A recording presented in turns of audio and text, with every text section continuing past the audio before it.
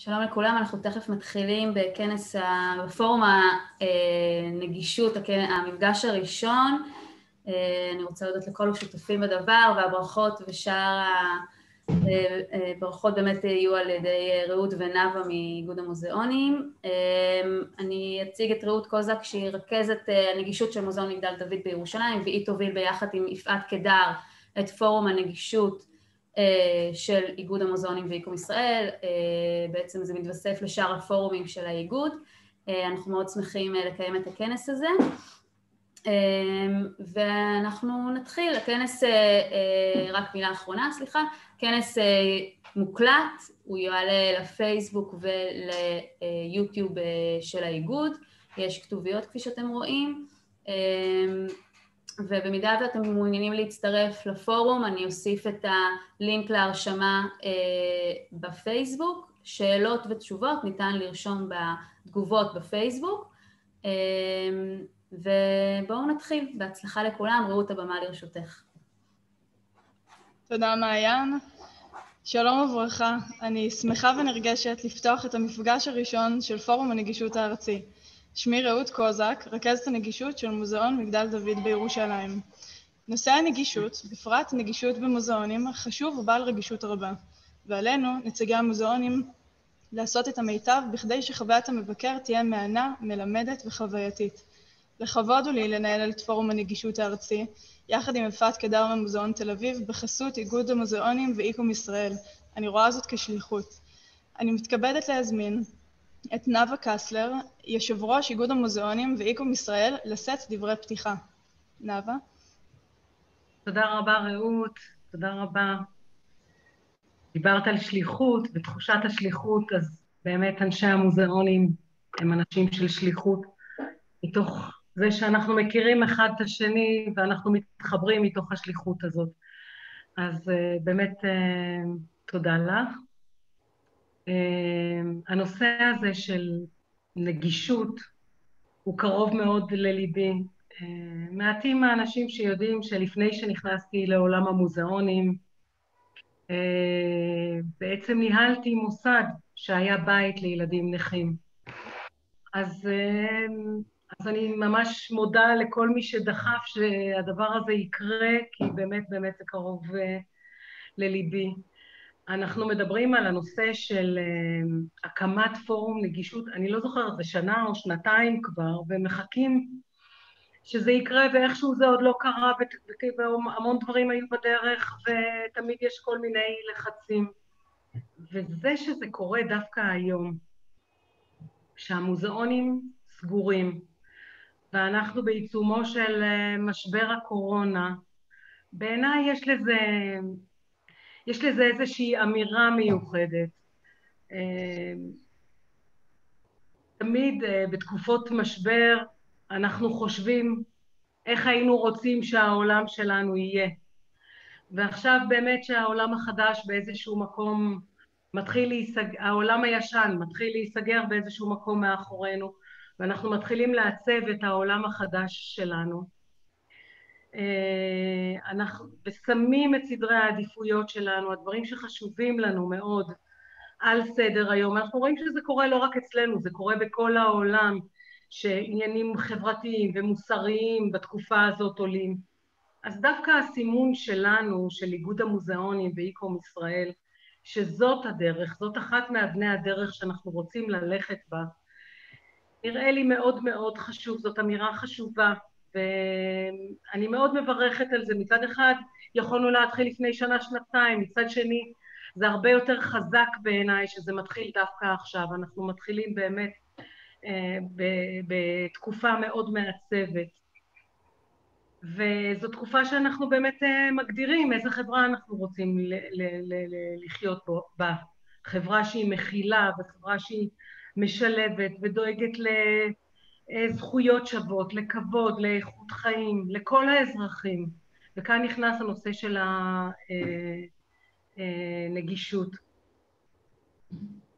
אני רוצה להודות לכל מי שגרם לזה, שהצלחנו להקים את הפורום הזה, ולכל מי שתורם היום המיוחד הזה, יום העיון המיוחד הזה שפותח בעצם את הפורום.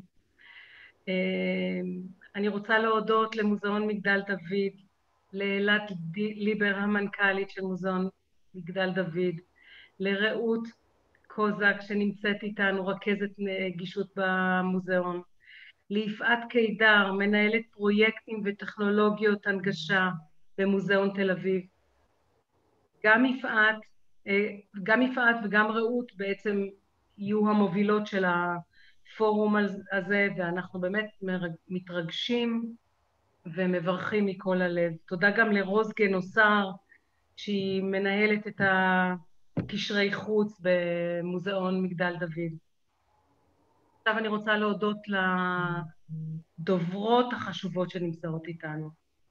אני רוצה מאוד להודות לליזה וישמן שנמצאת איתנו, היא מנהלת את המרכז האמריקאי בירושלים. תודה רבה ליזה. תודה לשגרירות ארצות הברית בישראל. תודה לבית זילבר, שהיא מנהלת את תחום הנגישות בסמית'וניאנס. תודה לקרוליין סמית, מנהלת התחום בנשיונל גלרי בלונדון. תודה לקלרה פלדמן, שנמצאת איתנו, מנכ"לית עמותת שקל. ואחרונה חביבה, תודה לאור עוזרד מעמותת נגישות ישראל. תודה רבה לכולם, בהצלחה לכולנו, גם בפורום וגם למוזיאונים. צריך ככה הרבה תפילה להצלחה ופתיחה מחדש עבור הציבור בישראל. תודה. תודה רבה נאוה. אלת ליבר, מנכ"לית ואוצרת ראשית, מוזיאון מגדל דוד בירושלים. אלת, תודה. Hi. With your permission, I will start in a few sentences in English for our overseas guests. So hello from the Tower of David. I'm very excited to be here in the first meeting of this important forum. As you know, we planned this collaboration with the ICOM Israel for many months, and I'm so happy that this is happening, especially now. This is a very critical moment for the Tower of David Museum. As you can see behind me, we are in the middle of a very exciting implementation stage of our upgrade, renewal, and conservation project. And one of the main goals of this project is to improve accessibility here at the museum. This is very challenging. Consider the Citadel is a very ancient archaeological site. It's a heritage building from the medieval period. And especially here, we are going to make this museum open to everyone, include everyone. For the first time in Israel, we're gonna use glass elevators inside archaeological sites. And it's not just elevators, it's the way of thinking about the other, to improve everything, the content, of course, exhibitions, and it's a very important moment. And I'm really happy to be here in the first meeting. I think it's just the first step for a better, brighter future for the visitors of museums all over the country. And I really want to add my thanks to our guests from overseas. I want to thank you, Lisa Wishman, and the US Embassy, American Center. I want to thank Beth Seibert and the Smithsonian Museum in Washington, and of course, Caroline Smith from the National Gallery in London, and my colleague, of course, Nava Kessler, the president of ICOM Israel, and of course, the team of Tower of David Museum, Reut Kozak, who did an amazing work with the visitors of special needs in the last normal year, 2019, and of course, Rose Genusar and Caroline Shapiro. Without you, it was, everything was different here, and thank you so much. אני מאוד שמחה באמת על הפורום הזה, אנחנו נלמד אחד מהשני ונמצא דרכים להתקדם ולהשתפר בכל המובנים, באמת בשביל עתיד טוב יותר לקהל שלנו ומוזאונים בישראל, נלמד מהעולם, נלמד קצת, אז שיהיה בהצלחה, וכמו שאני אומרת, צריך גם ליהנות מהדרך. אני בטוחה שכולנו נהנה גם מהכנס הזה וגם מהעבודה החשובה שנעשית בכל מקום. אז תודה רבה. תודה רבה אלת. אני רוצה להודות למרכז האמריקאי בירושלים, שתומכים במפגש הפורום, ובזכותם יש לנו את האפשרות לתרגם את הכנס בעזרת כתוביות, כל זאת מתוך חשיבות ההנגשה לכלל האוכלוסייה. אני שמחה להזמין את ליסה וישמן, מנהלת המרכז האמריקאי בירושלים. ליסה. Thank you, Rayut, and welcome to everyone from across Israel and from across the world. I hope each of you is managing well enough in your COVID reality. This has been really tough on everyone. Fortunately, this forum, this gathering, is but one example of the meaningful international cooperation that stands to change lives in positive directions during times of challenge. When it comes to challenges and barriers, be they physical or attitudinal, persons with disabilities experience and navigate them every day. In the spirit of finding solutions and promoting access and inclusion, we are here today to explore how we can make Israel's treasured museums comfortable and accessible places for all members of society. We know Israel's museums are first class, they're world class. So, what do you need to make them truly welcoming spaces for persons with mobility, intellectual, and sensory disabilities, like people who are blind or deaf? How can you work to lower and hopefully eliminate physical, attitudinal, and institutional barriers that sometimes even inadvertently marginalize disabled people? We're here today not to question whether that is important or appropriate, but rather to listen to and share best practices among museum professionals about how to get it done. Proudly marking the 30th anniversary of the historic Americans with Disabilities Act, called the ADA for short, the United States is experienced in welcoming diverse communities into its cultural institutions. As many of you know, the United States has one institution that is its National Cultural Center. Named in memory of the visionary late president, the John F. Kennedy Center for Performing Arts has an accessibility office that was created in 1991, the year after the ADA was passed. This office oversees architectural, communications, and program access for all programs and events at the center. Going beyond compliance, the office strives to make the Kennedy Center a performing arts center for everyone by initiating opportunities for all its audiences and performers, by promoting the use of universal design in all renovations and new construction to ensure full physical access, and by providing assistive listening devices, sign language interpreters, captioning, audio description, and Braille and large print programs for events and activities at the center. This office is also home to the Leadership Exchange and Disability Network, the LEAD Network, a professional network that engages cultural administrators in conversation on accessibility, disability, and inclusion in the arts. Through its annual conference and ongoing professional development initiatives, LEAD explores practical methods for implementing accessibility in cultural environments, communicates information about arts and accessibility, and shares resources and knowledge among professionals in the field. The Smithsonian Institution, the world's largest museum, education, and research complex, which includes 19 museums and the National Zoo, is a supporter of and participant in these LEAD activities. For today's American Speaker Program, we are fortunate to have with us Beth Zebarth, Director of Access Smithsonian, who will share her experience and answer questions. And I'm proud to represent the U.S. Department of State, that has long worked globally to make disability rights an integral and integrated part of U.S. foreign policy and foreign assistance.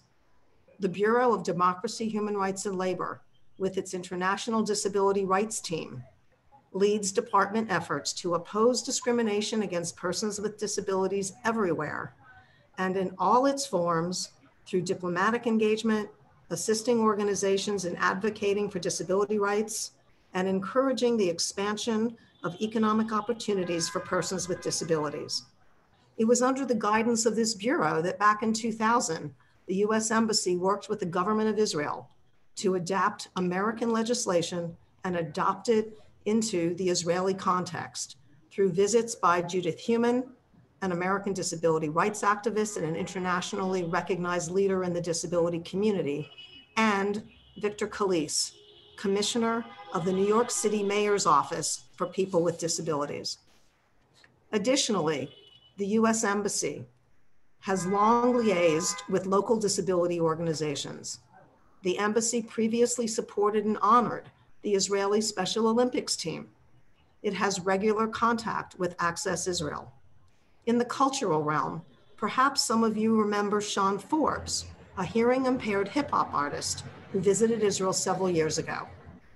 Then there were two dance troupes, one from Oakland and one from Los Angeles. The ACJ partners with Beit HaGalgalim, Shekel, and with Shalva to ensure each individual has the opportunity to reach his or her highest potential. As a matter of fact, we're all going to be treated to a virtual concert by some members of Shekel's integrative orchestra a bit later in today's program. So while the U.S.-Israel bilateral relationship has been and will remain strong, I am so pleased to have this opportunity to highlight cooperation in areas that may not be quite as high profile as the Abraham Accords or the Iron Dome. Nonetheless, those of us here today at today's forum know these contributions affect and influence many lives on a daily basis as we brainstorm ways to make Israeli society more inclusive and her museums more open and accessible to people with disabilities. Lastly, let me thank the Tower of David with the cooperation of ICOM for your work in organizing this forum. And let me thank Beth for joining us in the early morning from Washington, D.C. Thank you. תודה רבה, ליסה. פורום נגישות נולד מהשטח. עם תחילת הפעילויות השונות והמגוונות עבור ילדים ובוגרים עם צרכים מיוחדים, הבנו כמה אנחנו, אנשי המוזאונים, צריכים להעמיק וללמוד את התחום. הבנו, כדי שהתכנים המוצאים יהיו מוצלחים, עלינו ללמוד קודם בעצמנו, ומכאן נולד הפורום. את הפורום מנהלת לצידי, יפעת קידר, מנהלת פרויקטים וטכנולוגיית הנגשה במוזיאון תל אביב. יפעת. שלום לכולם, שלום קולגות יקרים ומרצים מכובדים. תכף רעות תפרט על המטרות והחזון של הפורום. אני רק אוסיף שעשייה מגוונת ומשמעותית בתחומי הנגישות השונים כבר קורית במוזיאונים בארץ, אם זה בנושא של מבנים ותשתיות ואם זה בנושא של הנגשת תוכן, אבל הפורום יוסיף נדבך נוסף שבעצם יאפשר לנו ללמוד מהעמיתים שלנו בצורה למידה שהיא פעילה ומערבת את כל אנשי המוזיאונים. אני מתחברת לדברים שנאווה אמרה, שזה מאוד מרגש שאנחנו מצליחים להרים את הדברים האלה דווקא בתקופה הזאת, כשאנחנו בתקופה של אי-ודאות ועובדים במשאבים מוגבלים או חלקיים, ואני חושבת שהכנס הזה והנושאים שאנחנו הולכים לשמוע תכף זה יריית פתיחה מאוד מכובדת למפגש הראשון של הפורום, אז תודה לכולם ושנמשיך לקיים מפגשים כאלה מעניינים ומשמעותיים. תודה. תודה יפעת. את מפגשי הפורום נקיים פעם ברבעון. כל מפגש יעסוק בנושא בתחום אחר הקשור להנגשה. החזון שלנו עבור מפגשי הפורום, אחד, שזה יהיה פלטפורמה מקצועית. במרבית המפגשים אנחנו נביא אנשי מקצוע שונים, העוסקים בתחום ההנגשה שידברו בהתאם לנושא המפגש.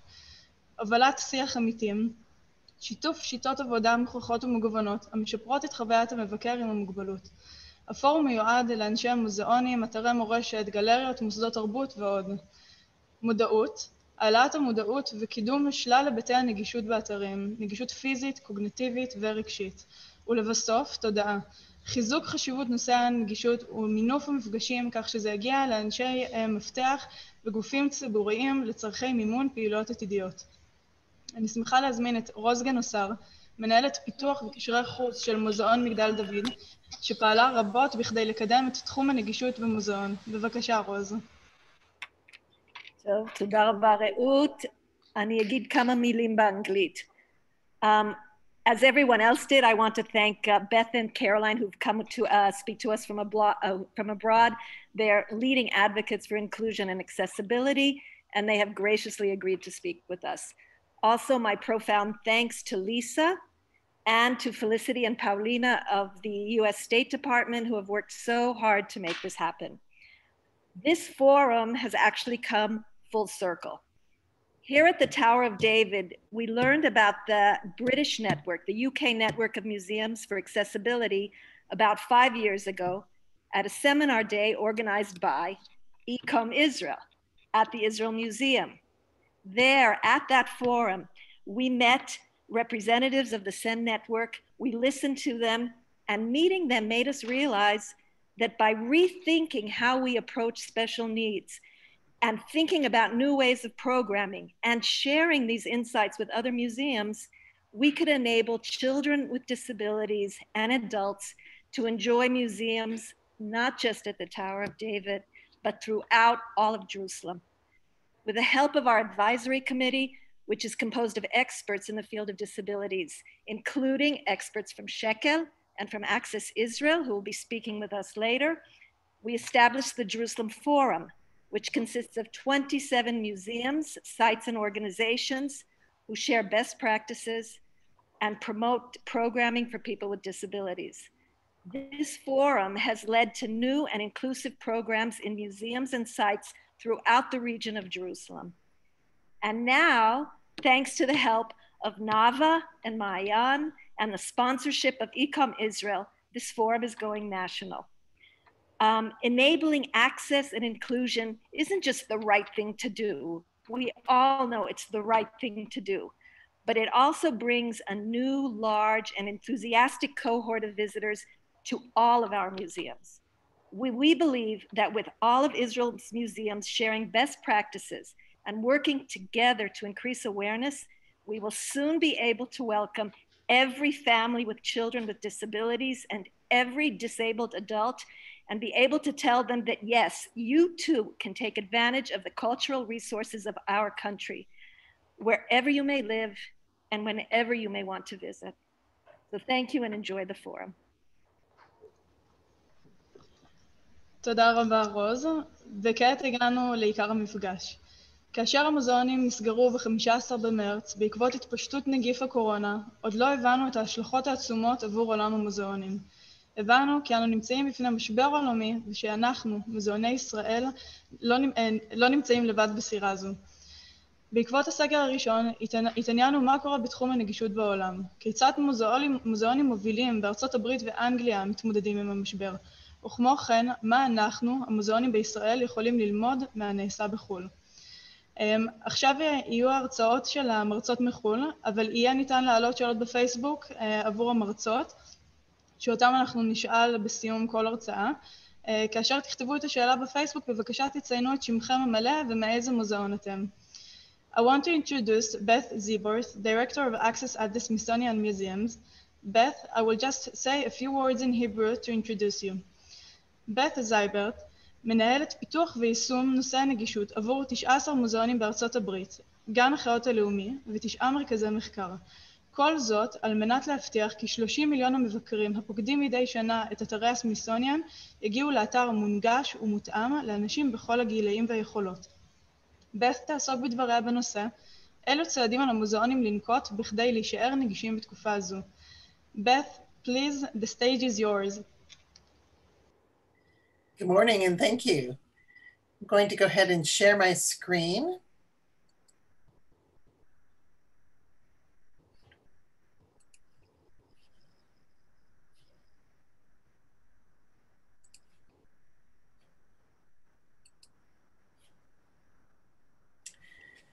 So greetings from Access Smithsonian, a office within the Smithsonian Institution where we work with the 19 museums in the National Zoo, our research centers and offices on access issues primarily for our visitors with disabilities. We have a different office that works on staff accommodations.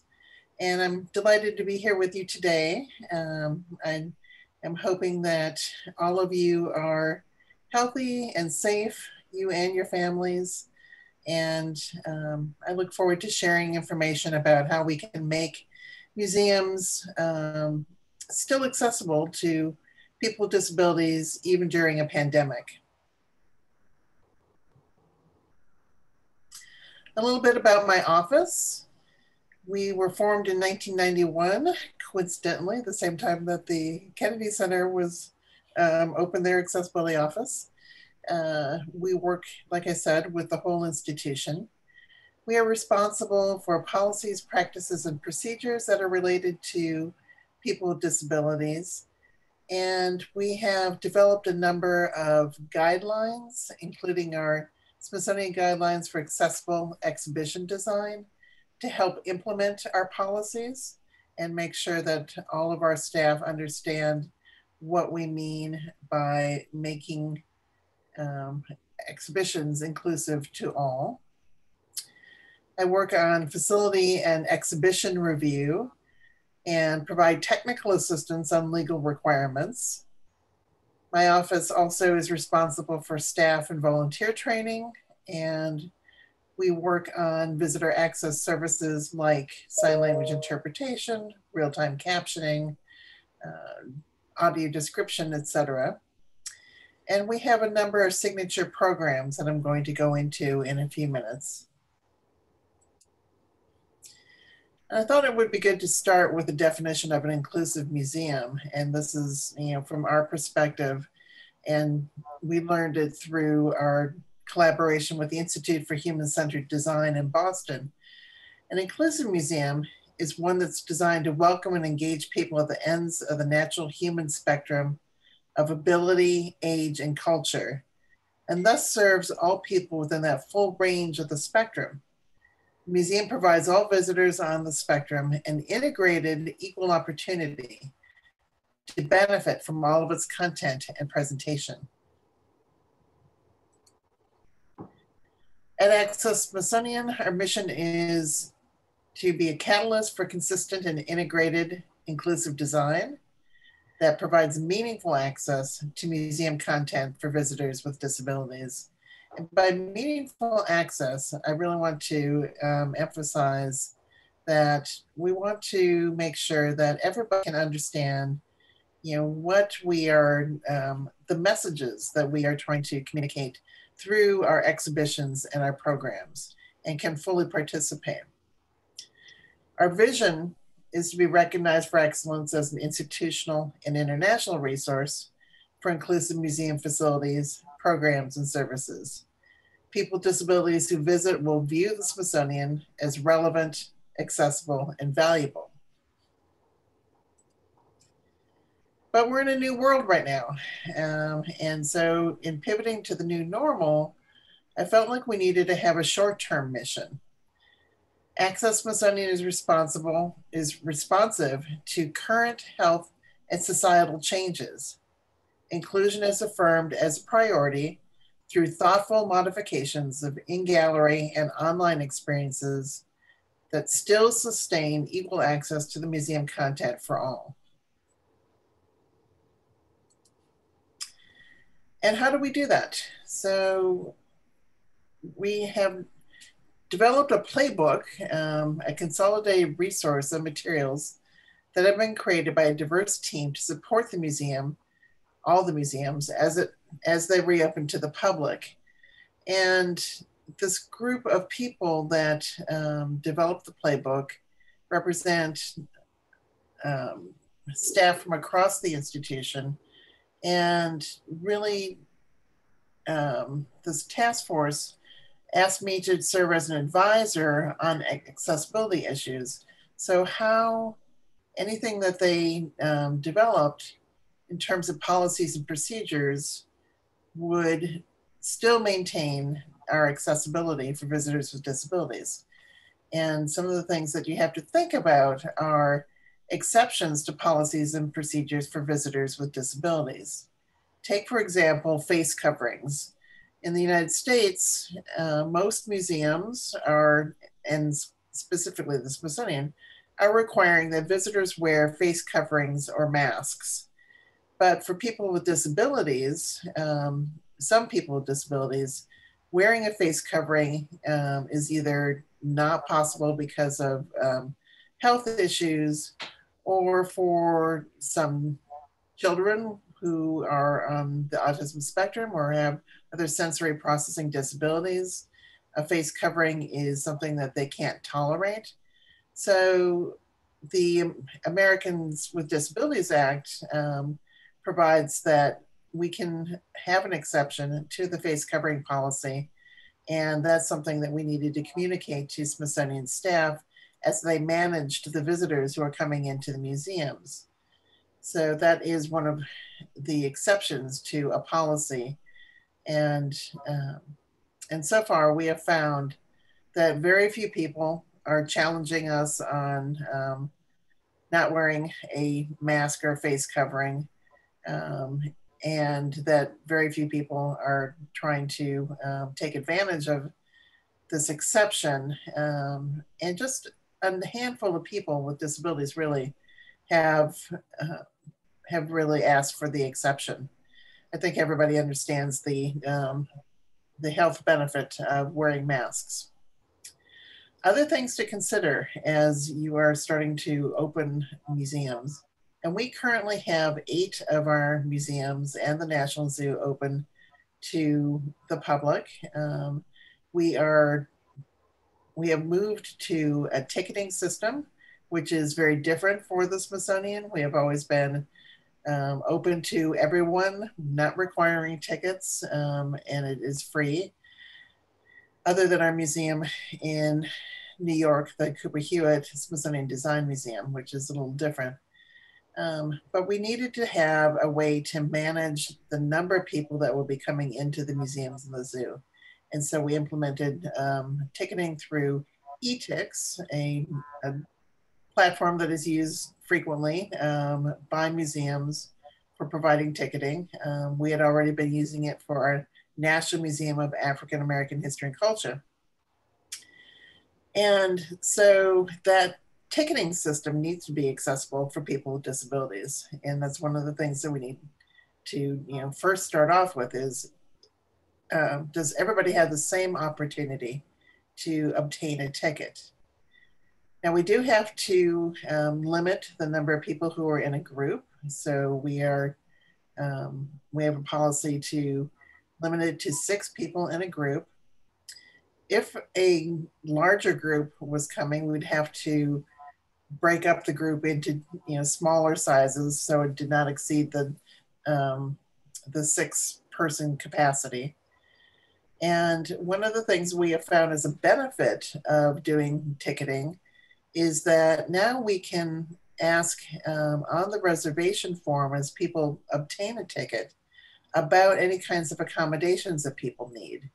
The way that the Smithsonian had operated prior to COVID was that everybody just came in as they wanted to.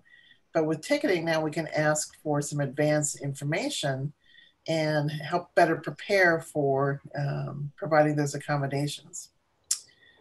So I mentioned face coverings.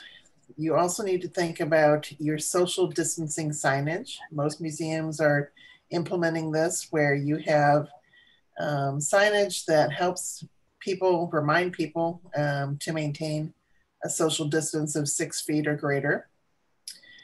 One of the issues, of course, with this kind of signage is that it leaves out people who are blind or have low vision for obtaining that information.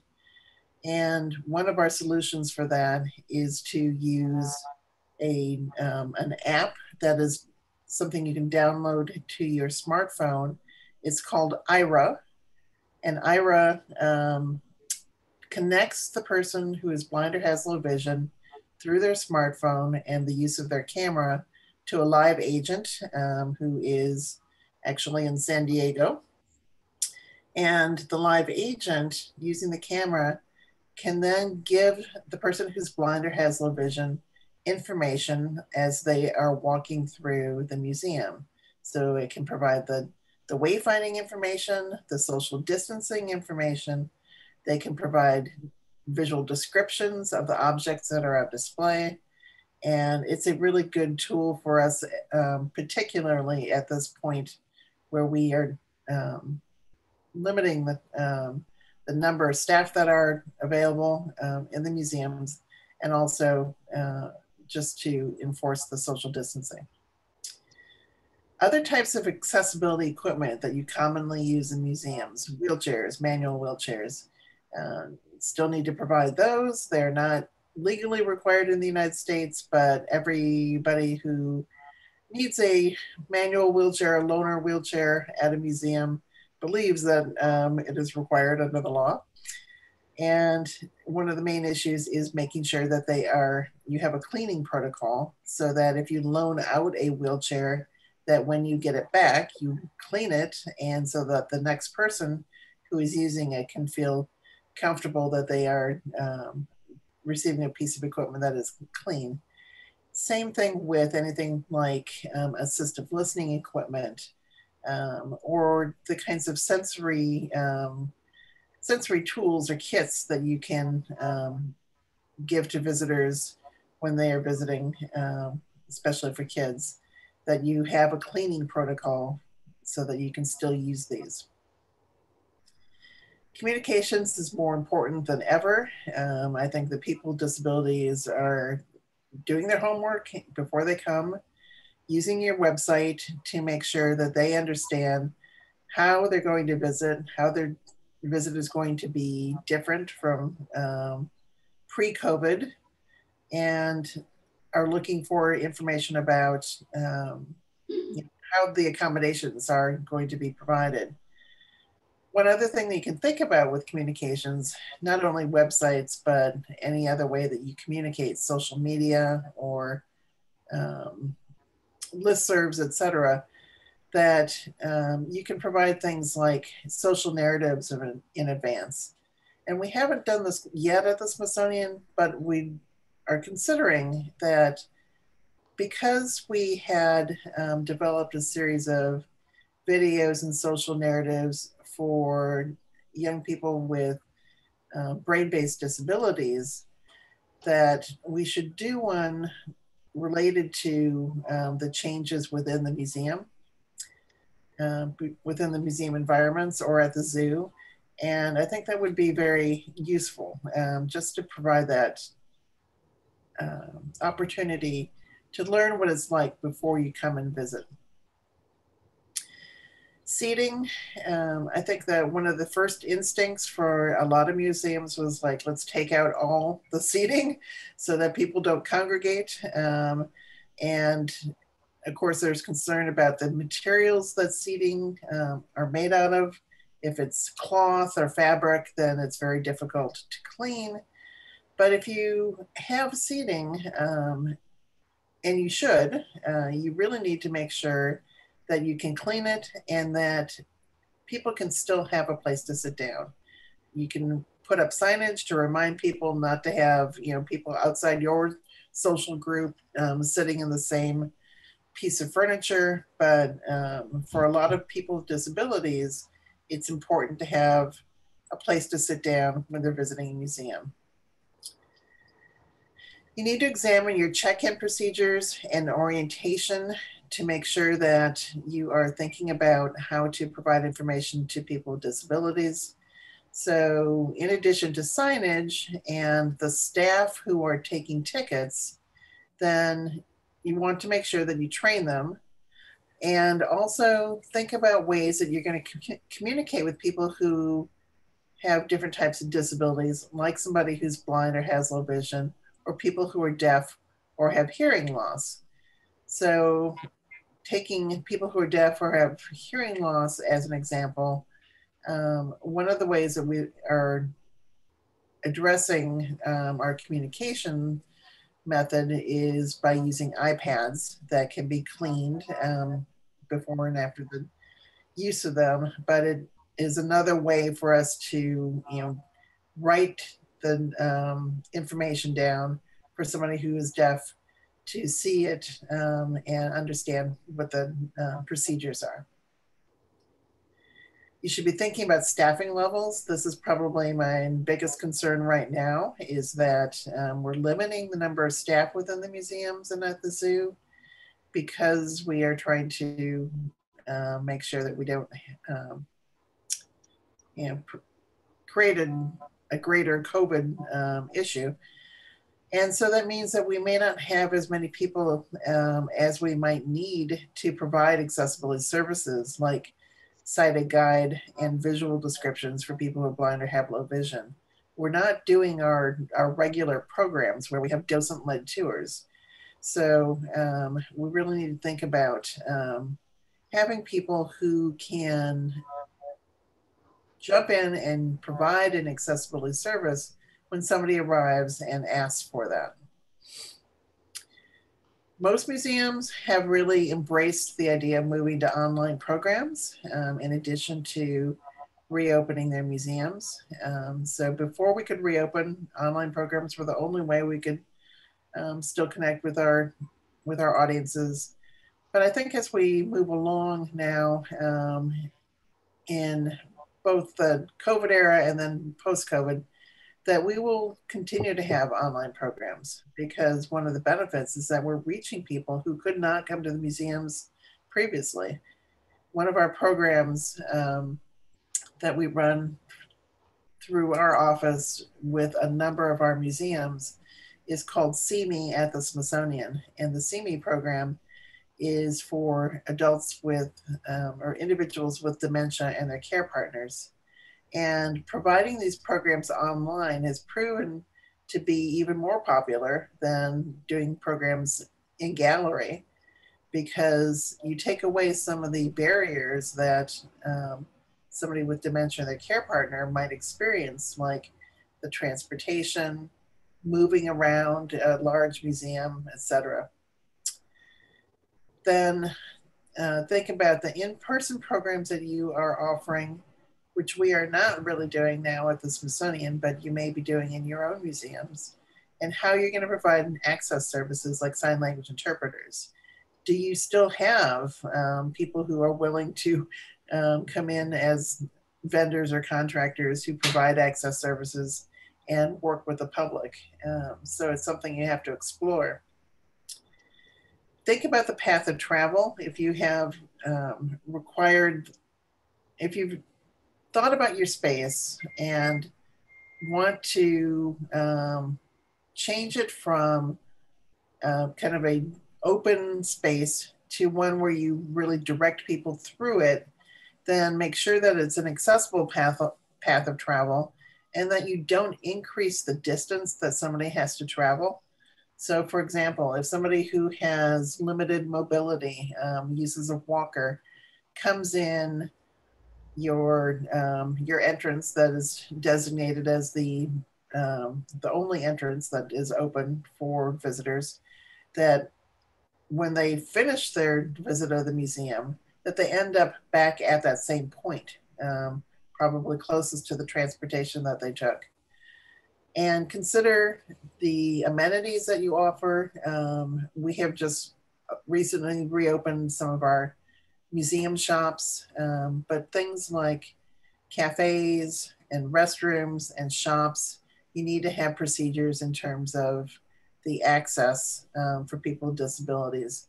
For example, with restrooms, if you're going to close off a certain number of stalls or sinks, make sure you maintain the accessible stall and sink so that you don't provide an inequality there. So in addition, one of the things that I've really been thinking a lot about and working on is recognizing the need to develop short-term pre-vaccine strategies for tactile experiences that maximize visitor health and safety. And this is crucial because for people who are blind or have low vision, or people who have brain-based disabilities, or just visitors in general, tactile experiences are important in terms of communication. And so we need to think about how we can encourage pre-visit requests for accommodations, like I mentioned with our ticketing system, and emphasize hand washing and providing hand sanitizer. I know in talking with some of our advisors who are blind or have low vision that this is something that they are following, for their own health and safety. And make sure you have cleaning protocols for these tactile objects. So you may have to choose different things than what you normally might have as tactile experiences, something that will stand up to cleaning. You want to modify your digital experiences with no-touch technologies, and a lot of museums are really thinking about this.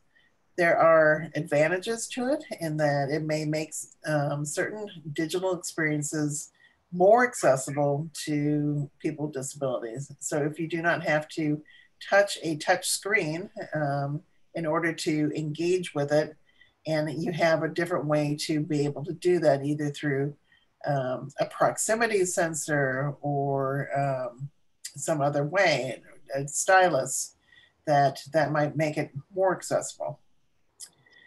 And if necessary, limit the tactile experiences to those that are necessary to fully comprehend an exhibition's main messages. So not that I normally would want to limit tactile experiences, but this might be, at this time, that might be necessary. And it gives us the opportunity to advocate for long-term post-vaccine strategies that expand upon multisensory and experiential opportunities that are safe. So a lot of museums and organizations outside of museums are looking at antimicrobial finishes or materials, so that we're going to benefit from the fact that this research is going on. Some of the signature programs that I mentioned that my office runs for the institution, and with these signature programs, we provide the infrastructure and we work with the education units at the different museums. We have a Smithsonian user expert group where we have a group of people who have disabilities who, by their lived experience, can provide us with good information about what works and what doesn't. And so in order to continue to have this user expert group work with exhibition teams, we've had to devise a way to do remote prototype testing. And it's been an interesting challenge, but it works. And having that input from people with disabilities as we continue to design museum exhibitions and facilities is really important. See Me at the Smithsonian, I mentioned, our programming for individuals with dementia. We now are doing the online programs twice monthly for the individual and their care partner, and also in community settings.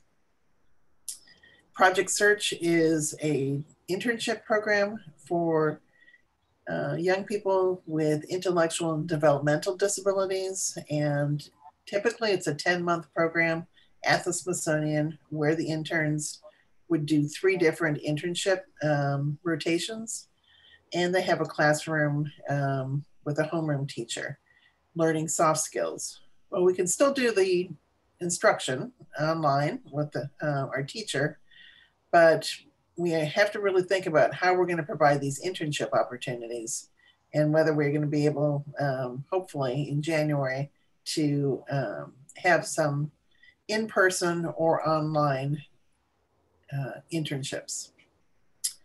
And Morning at the Museum, which is our program for kids with disabilities and their families. It started as a program primarily for kids who were on the autism spectrum, but quickly grew to encompassing kids with any type of disability. We've been running this for 10 years now. It includes early opening hours and activities. And families told us that through a survey that they really didn't want more online programs. as their kids are spending so much time online, but they did want recommendations on resources that would meet the needs of kids with disabilities. We are going to try an online morning at the museum in December. We'll see how that goes, see how families respond to it. But I think it's important to retain that connection to the families. And finally, I just wanted to touch briefly on the benefits of having this kind of a museum network. So as Lisa mentioned, the Leadership Exchange in Arts and Disabilities through the Kennedy Center is a great network within the United States, and we have a number of regional networks, in New York, in New England, in Chicago, and other places within the US.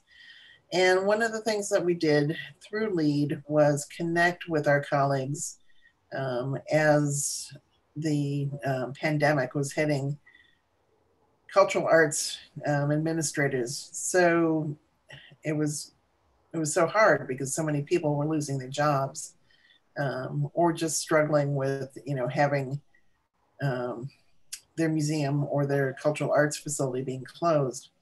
So we wanted to reach out to everybody and start a conversation about what is accessibility in the new normal. And so we did this with the Kennedy Center and the Institute for Human-Centered Design and the Theater Development Fund in New York.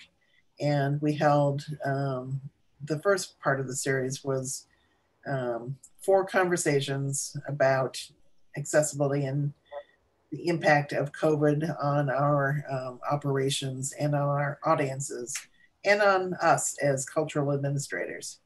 And that, that series was continued by another part of the network. So I highly recommend that doing this kind of network discussion series. So at that, I will leave it to questions. Thank you. Thank you, Beth. If you can to do yes, just a minute, unshare the screen. Sure, hold on one sec. Okay, thank you. Get back to.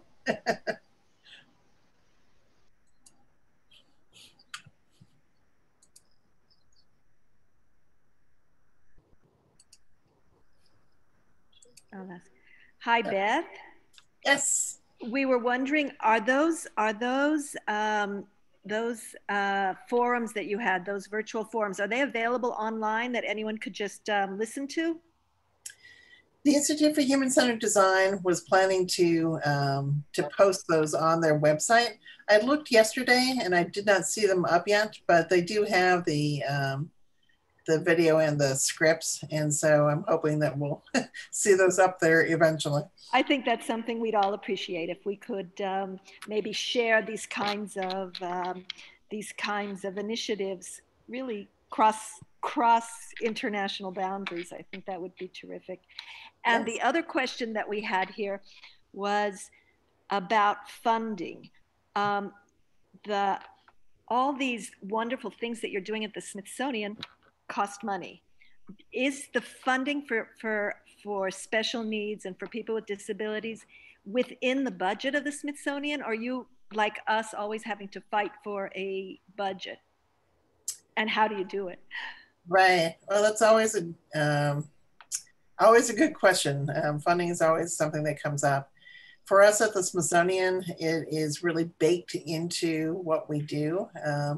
We have to remind our different museums at times that out of their federal allotment of the money that they receive from the federal government or the money that they raise, that as they develop a project, whether it is an exhibition or a facility project or a program, that they need to include accessibility in their budget. We have some central monies for providing access services. So my office will has that central pool of money for providing sign language interpreters and that sort of thing. But it's important to work with our different museums and remind them that they have to include it in their budgeting, particularly with things like exhibitions. And so the Smithsonian, because we're 70% federal money and 30% money that we raise or that we obtain through our business operations, we need to think about working with funders who are interested in providing more access in museums. And so I do spend a fair amount of time with our Office of Advancement on reaching out to funders in the philanthropy world in the United States to help support what we're doing at the museums. Right. Looks like we all share the same problems. Yeah. Okay, thank you. Ruth? Thank you, Beth, for your interesting words that you said and for sharing with us all the programs that you're doing at the Smithsonian.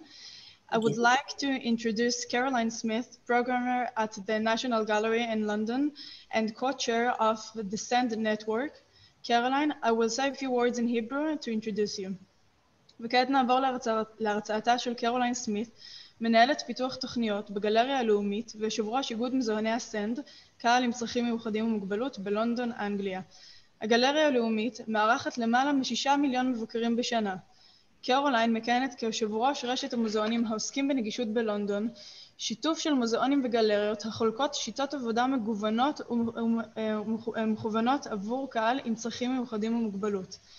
קרוליין תציג בפנינו תוצאות סקר שערכו בשאלה מה בוגרים ומשפחות עם צרכים מיוחדים מבקשים ממוזיאונים בתקופה זו.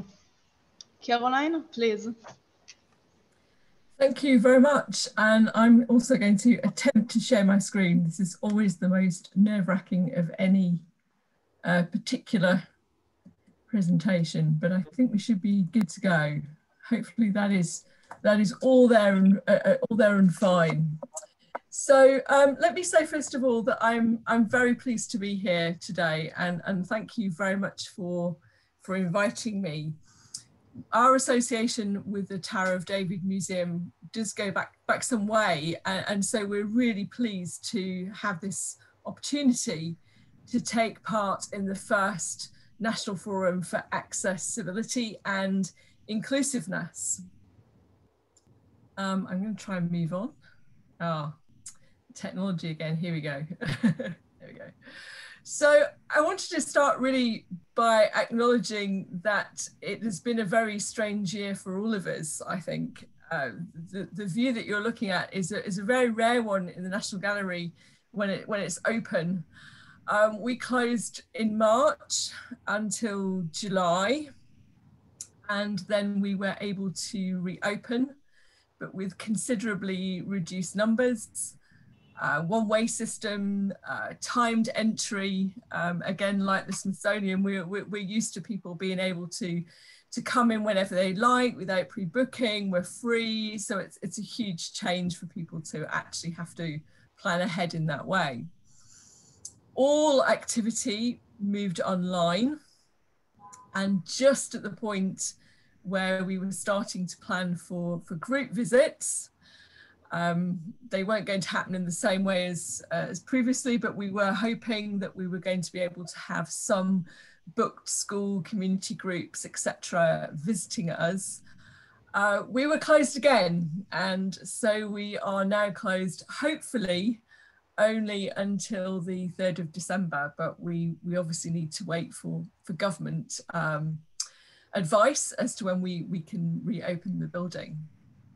And that has obviously affected all of our audiences, but especially those who have additional needs. And the research and the information that's being done suggests that they're often amongst the groups that are hardest hit by being denied access to those cultural opportunities. But I'm here today not just as a representative of the National Gallery, but also as a representative of the SEND network, which was set up by my predecessor and her counterpart at the Museum of London.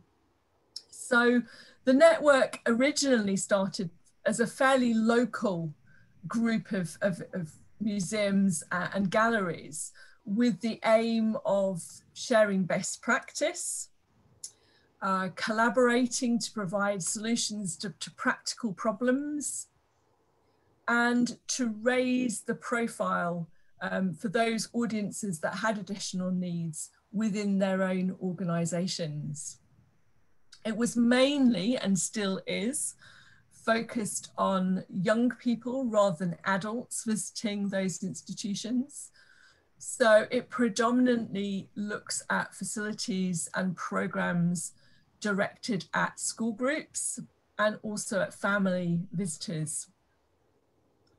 We have a number of meetings, quarterly meetings generally, where we can share our successes and also our challenges. It's sometimes good to really talk through those difficulties with other practitioners. We also hear case studies, and once a year we have a conference where our network members choose a particular theme that is relevant to them, or possibly, I'm suspecting this is going to be the case next year, the times we're living in and the challenges that raises, where we have the opportunity not just to come together as a group, but also to hear from policymakers, to hear from other practitioners, and also to take part in a number of workshops that might improve our own practice.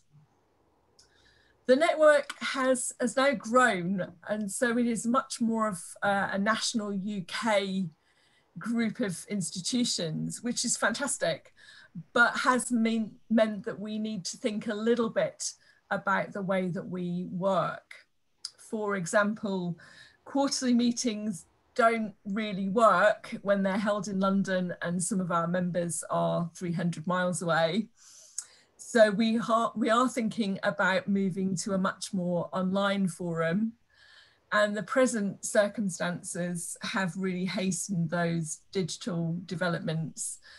We held an online meeting last week to a general catch up where we were all at the present time, and it was great because not only were we able to have people there from all over the UK, but Caroline was able to join us from Jerusalem. So that's a really positive thing that's come out of our present circumstances. It's great to hear from such a range of institutions when we can consult people across the UK.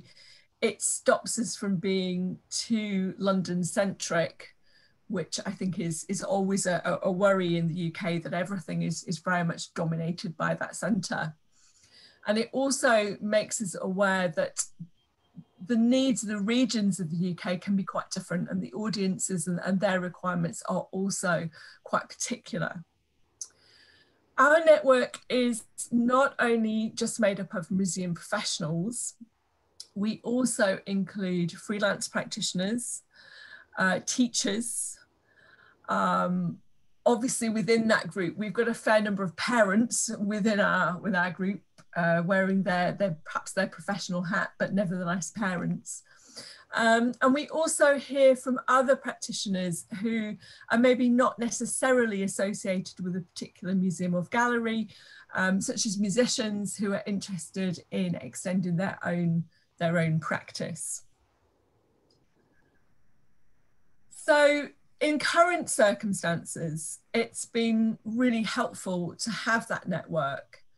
And it's been amazing to speak to people and hearing and sharing their practice. Sharing experiences has been really inspiring and also somewhat comforting, I think, to know that particularly at the moment, we're all struggling with the same sort of issues, that we're not alone. I think that's also been important for us as individuals in maintaining our own mental well-being. That sense of sharing and collaboration has been something that the network has been able to provide. And also to consult over future plans, something that we maybe as a group of individuals can help to facilitate through consultation with some of our audiences at the moment where we haven't got that in-person access. So if I'm thinking about the provision at the National Gallery, just for a moment, then our SEND programme has the same starting point as the rest of our programme for schools and families. What we're looking to do is to make the collection as accessible and relevant as we can through a joint investigation. And so our model for normal times with our groups who have additional needs is to start with an outreach visit to their school or community. And that enables us to assess needs. It enables us to consult with group leaders. We may start to do some preparatory work with them before they come to the gallery. And their gallery session is therefore, it's possible with that to make it more bespoke, to tailor it to their individual requirements.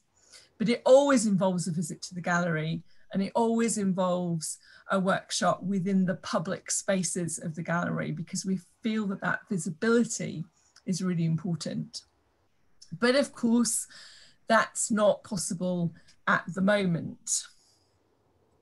And so what I thought it might be useful to share with you today are really the findings of our network. Colleagues in other institutions are in much the same position as we are, in the same way that we do. They've got highly developed programs with long-term partners. They've got a series of relaxed openings, of sensory sessions, all kinds of things that are just not possible at the moment. And so the challenges, the solutions, and the opportunities for a network such as ours and the practitioners within it, this is not just relevant to somewhere like the National Gallery, it's across the whole spectrum.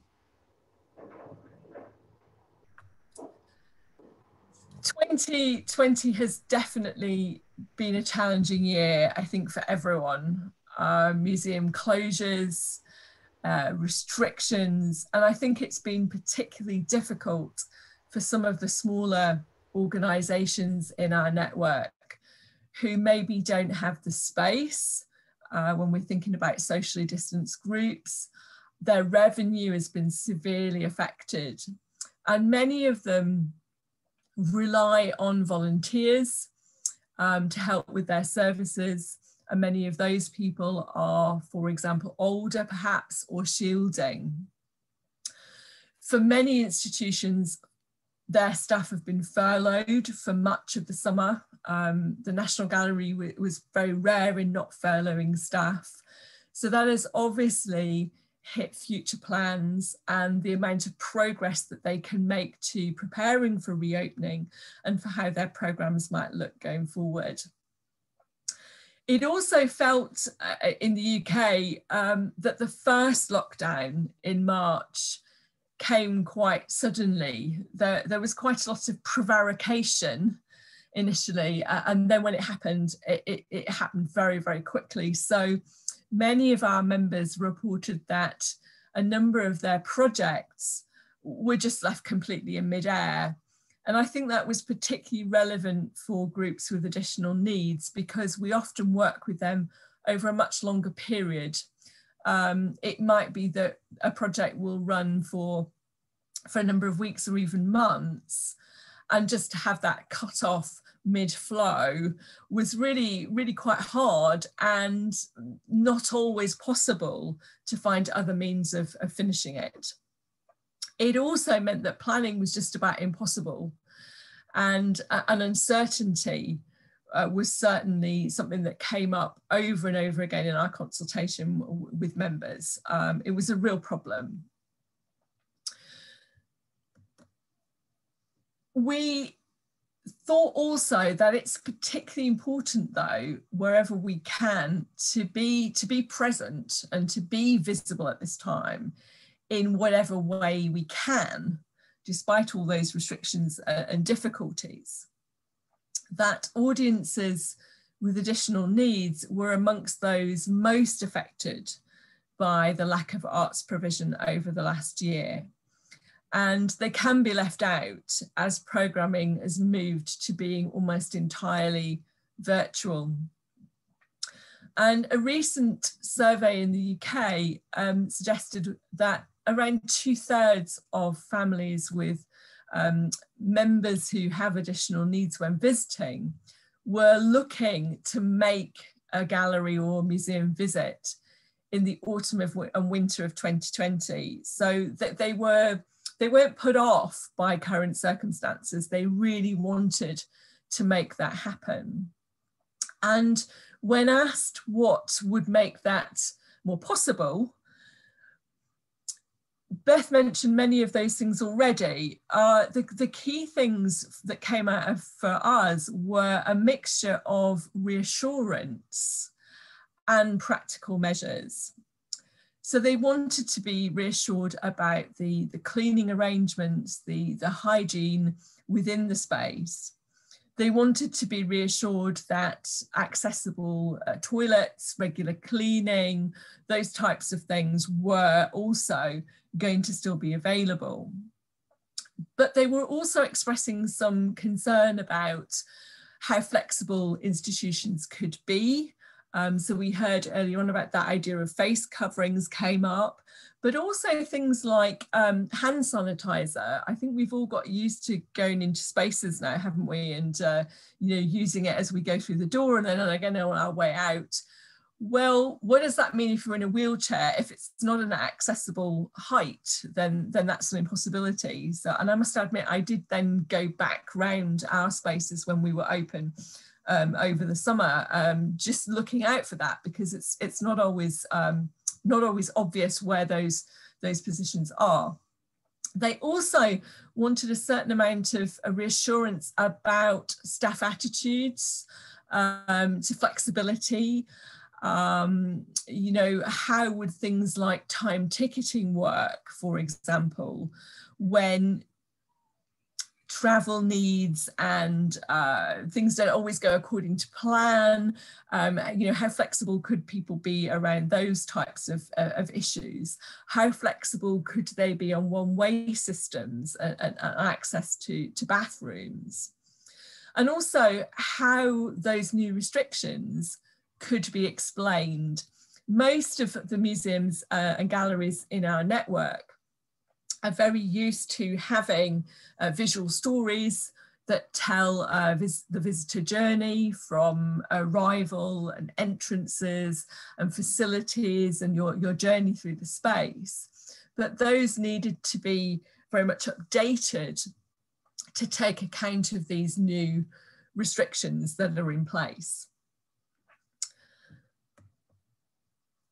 There have been some positives, and I think as a network we were keen to look for the upside, opportunities, what we could celebrate as a success. So trying to turn those restrictions into an opportunity, if you like.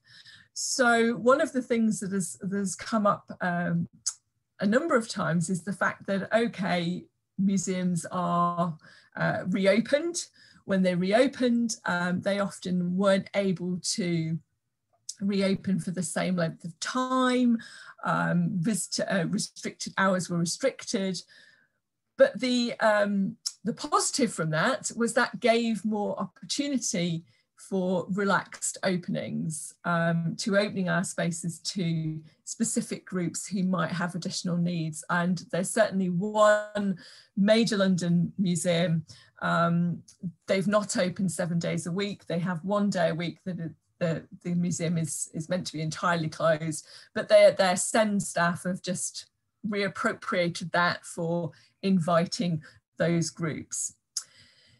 There is also the positive that people have had the opportunity, maybe the time for reevaluation, for revisiting their collections, for really thinking about what their main aim is as far as these SEND audiences are concerned, and how they can really maximize the opportunities for those audiences in the future. Then there was something of a rush to move online. I think it's fair to say that everyone in our network has tried it, or at least actively considered it. And again, the findings there have been interesting and not always unsuccessful. So one of the advantages to sessions that are held online is that you don't need to wear a mask or a face covering. And for many of the audiences that we're dealing with, seeing faces is hugely important. It's also enabled a much wider reach geographically. Again, that's something that I think we've all found with the online world. I know I recently did an audio description session that normally in the gallery would have had possibly 30 people in it, and we were able to incorporate more like 100, and they were from all around the world. So there are definitely some advantages to reach. Also, by being online, we've been able to reach those people who are shielding, and that's been seen as a real positive. And also that some of the groups that we're working with feel more comfortable online, actually, that sense of distance for some can be a positive. There are problems, as I'm sure we're all aware. The screen is not the best tool for communicating. It can be something of a blunt instrument. It doesn't take account of individual needs, and it's much less flexible in the moment. When we're in the museum or gallery spaces, we're very aware that we can quite quickly adapt, we can be quite agile, we can move to a different space, we can show a different thing. We're quite used to having that flexibility, which is just not there online. If something is not working, it's much harder to shift and to move to something new. And also there are safeguarding issues with working online. One of the positives we've taken is to think about maybe upskilling teachers or community leaders online, and then allowing them to teach in-person sessions. And that's been quite useful, actually. We're working on a project at the moment with a large school in London where we're holding professional development sessions for their teachers to upskill them around the collection itself, but also art skills, running a session for them that they can then deliver with our help in their schools. So that in-person contact is maintained. A key concern from our members was, how can we still make it sensory? That sensory activities are at the heart of so many of our sessions for those with additional needs. And it's much better, it can be a much more useful way to make connections. Virtual objects just aren't the same. And if you do manage to get people on site, then often restrictions mean that you can't touch something, or what you can touch is very much restricted. So some solutions that people have been using is to use disposable materials. That's worked quite well. sending materials out in advance, using objects at home or at school, and also the possibility of using loan boxes, all, you know, relatively straightforward ways of trying to make some of those sensory materials available. One of the key things has been to use sound. I think that's worked quite well. We have one of our members has a huge sound archive, sound library, and they've been using that in their online sessions and translating that into activity to then feed into more practical activities and trying to replicate those sounds. And I think sound can be a really powerful way of making a connection. I'd just like to demonstrate this briefly if my computer is playing ball and will allow me to do it. I'll just play you a few seconds of sound, if we can hear that. I think it's coming through.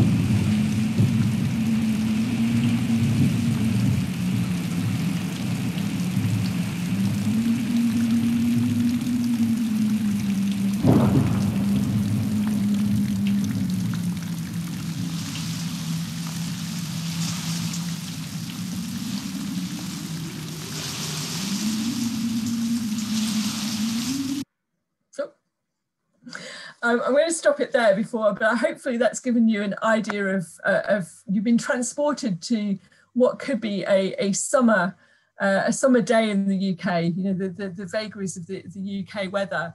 But I think a lot of us have been finding that sound has enabled us to make a connection that we're not able to do in other ways, and it's been a useful way of introducing activity.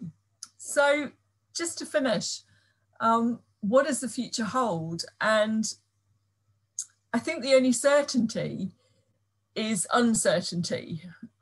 We really don't know how things will play out, certainly in the short to medium term. But one of the positives is that we have all been learning as we go and using what we've learned and continue to learn to inform our future programs.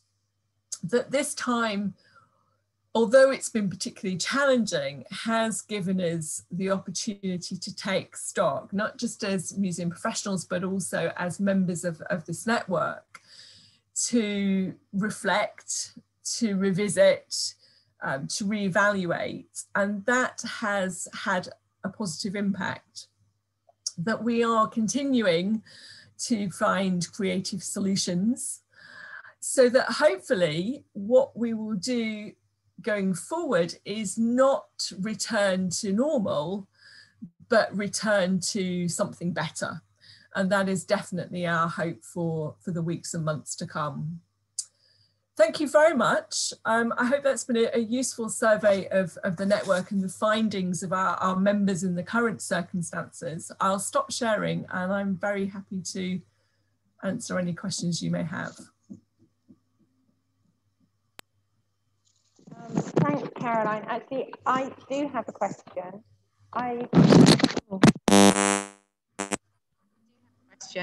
It's actually with regards to the National Gallery's temporary exhibitions. I was wondering, when they're being put up, if they go through a process of access, meaning is there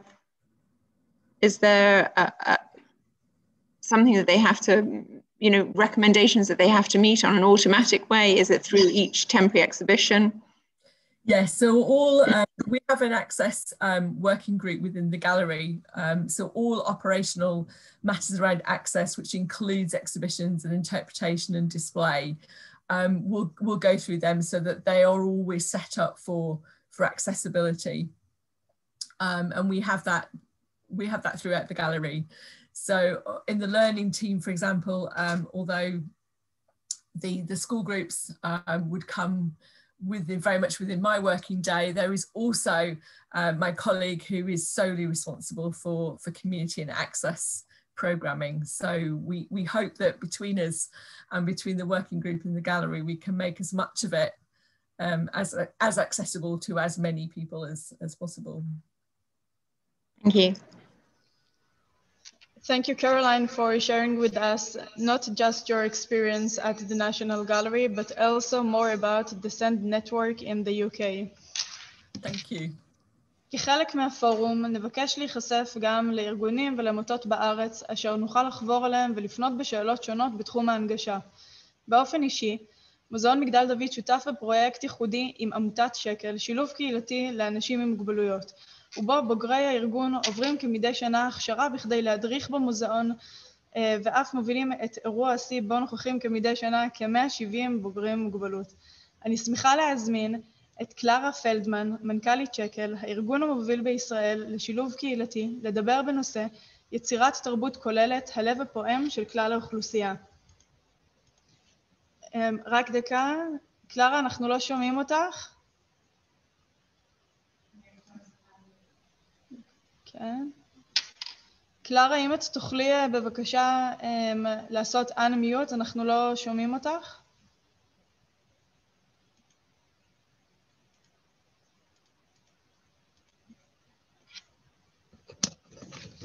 רק דקה, יש לנו כאן... הנה, תודה, קלרה. שורה למטה. לא עשיתי, בסדר? עדיין אנחנו לא שומעים אותך? אני יכולה להגביר. לא יודעת, זה המקסימום, אני במקסימום בכל. מה? שומעים? כן, שומעים. קלרה, שומעים אותך, כן. טוב, אז קודם כל תודה רבה. תודה שהזמנתם אותי לדבר בפורום נכבד וחשוב זה, המשקף את הלב הגדול של עולם המוזיאונים ואת שאיפתכם לשתף אנשים עם מוגבלויות בחוויה המוזיאונית הנהדרת.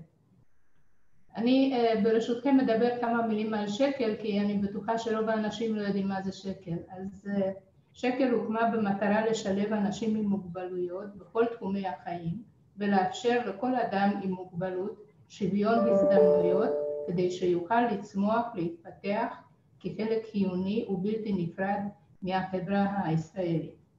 למען מטרה זו, הקמנו מספר רב של תוכניות, מסגרות ושירותים, הפועלים יחד באופן הוליסטי ומודולרי, על מנת לקדם אנשים עם מוגבלויות. תוכניות אלה משרתות כיום אלפים רבים של אנשים ברחבי הארץ. אגב, שקל הוקם לפני כ-40 שנה, אז אנחנו כבר עברנו הרבה בדרך שלנו ובניסיון שלנו ללמוד על הצרכים הייחודיים של אנשים עם המוגבלויות. במסגרת השירותים שלנו מדובר בין היתר בהקמת מערך דיור בקהילה הגדול בישראל, הנותן מענה לכל סוגי ורמות של תפקוד של אנשים עם מוגבלויות. בפיתוח מגוון רחב של תוכניות תעסוקה לאנשים עם מוגבלויות, שזה כולל תעסוקה מוגנת, תעסוקה בשוק החופשי, וגם תעסוקה כן בתחום האומנות והתרבות, ותכף אני אדבר על זה, אתן כמה דוגמאות. בפיתוח מרכזי יום חדשניים בקהילה לאנשים על הרצף האוטיסטי וגם לאנשים סיעודיים, בשירותים טיפוליים לאנשים עם מוגבלויות אשר חוו טראומה ואלימות או שנפגעו מאלימות, במסגרת חינוך מיוחד המאפשר להורים לגדל את ילדיהם בבית, ואנחנו ממשיכים את יום הלימודים עד הערב עם תוכניות ייחודיות בתוך הקהילה. וכמובן מדובר בנגישות דרך המרכז הישראלי לנגישות של העמותה שדוקטור אבי רמות נמצא איתנו, והוא גם שותף שלכם, שלנו, בכל הפיתוח של מגדל דוד ובכלל בפיתוח של נגישות של העיר העתיקה. אני גאה לדווח שהובלנו שהובלנו את ההנגשה של מוזיאון מגדל דוד כחלק מפרויקט הנגשה רחב היקף שביצענו בעיר העתיקה, פרויקט מורכב במיוחד, היות ומדובר בעיר העתיקה ביותר שאי פעם הונגשה. כמו כן, הנגשנו את מוזיאונים אחרים ברחבי הארץ, מערכות תחבורה ציבורית, ולאחרונה אף סיימנו פרויקט גם של הנגשת כנסת ישראל, שכיום הוא הכנסת הנגיש ביותר, אומרים כך, בעולם. אנחנו מאוד גאים בזה.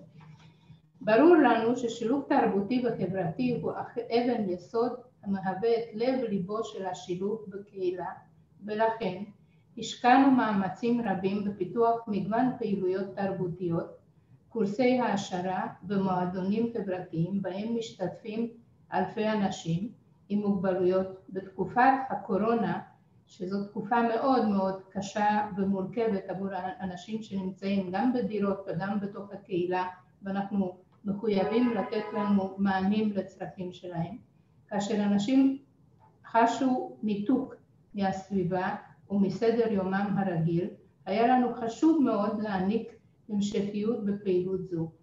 אני רוצה לציין שכל הדירות שלנו המשכנו להשאיר אותם פתוחים, והמשכנו לתת את השירות למרות הקושי והמורכבות של בימים כאלה של קורונה, ושמירה על תנאי ההיגיינה והמרחק שהיינו מחויבים לה, וכמובן גם לאנשים שנזקקו לבידוד.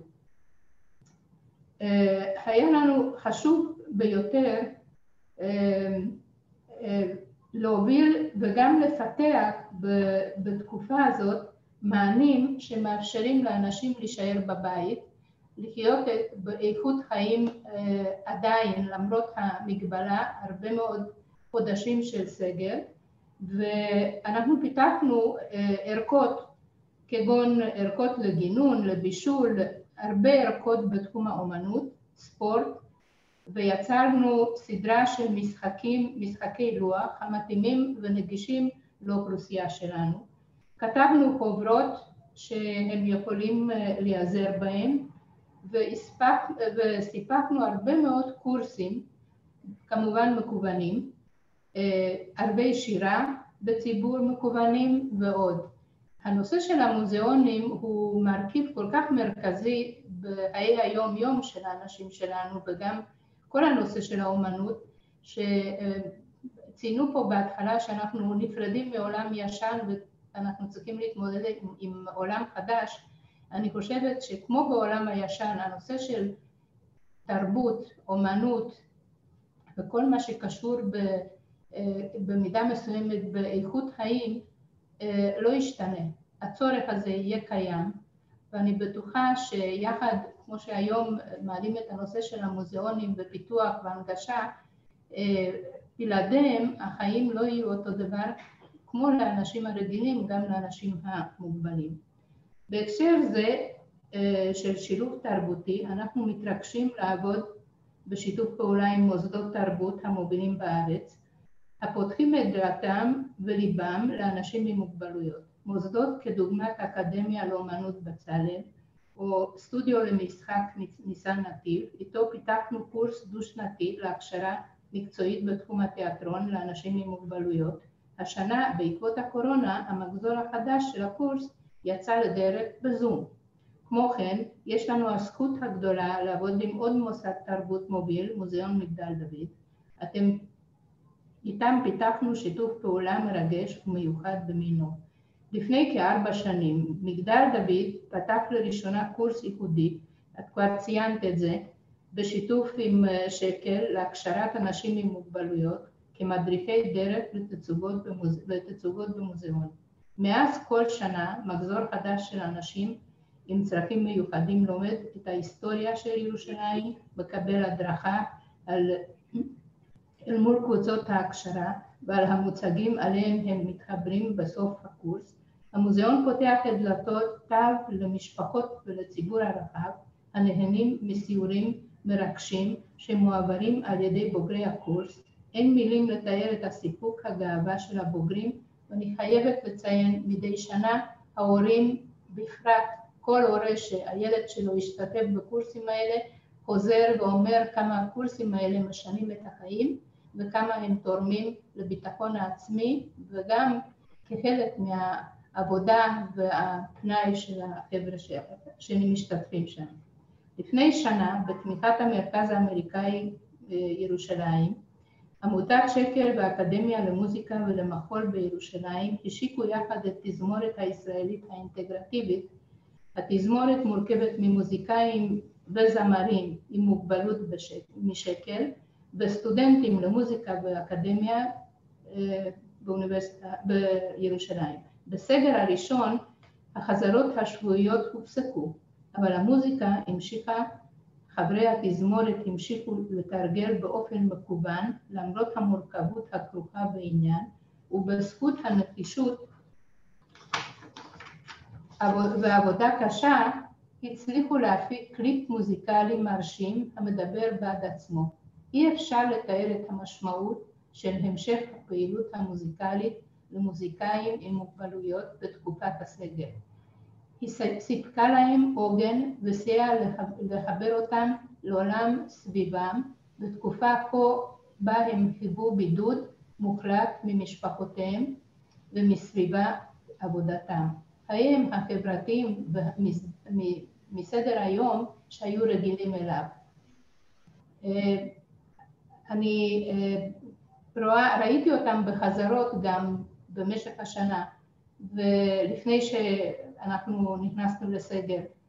זה ממש עולם ומלואו בשביל האנשים, ואני חושבת שממש הצלת נפשות, ואני לא אגזים שאני אגיד שזה הצלת נפשות. אני רוצה לציין ככה בסוגריים שאני כל כך נרגשת שהמוזאונים בעולם ובארץ כל כך לקחו כפרויקט מרכזי וחשוב את הנושא של הנגישות, מכיוון שהחברים שלנו, הדיירים שלנו, הם מסתובבים גם ברחבי הארץ. אני כולי תקווה שאנחנו נגיע לתקופה ששוב יוכלו לטייל וליהנות מהנגישות המדהימה שמתאפשרת הודות לתוכניות הייחודיות האלה שאתם ציינתם כאן. בשם כל משפחת שקל, ברצוני להודות מקרב לב למוזיאון מגדל דוד, המפגין דוגמה אישית למופת ומוביל ברגישות ובמרץ רב, שילוב אמיתי של אנשים עם צרכים מיוחדים בתרבות בקהילה. כמו כן, ברצוננו להודות למרכז האמריקאי בירושלים של שגרירות ארצות הברית, ובמיוחד לגברת ליסה וישמן ולגברת פליסיטי עזיז, שדאגו באהבה לפנות מקום לקידום שילוב אנשים עם מוגבלויות בחברה, בהתאם לעקרונות החוק האמריקאי לזכויות אנשים עם מוגבלויות. אני מקווה שתהנו מהתזמורת, ואני מודה לכם שוב על העבודה הנפלאה שלכם, ועל זה שאתם חושבים כל כך באהבה גדולה על אנשים עם מוגבלויות.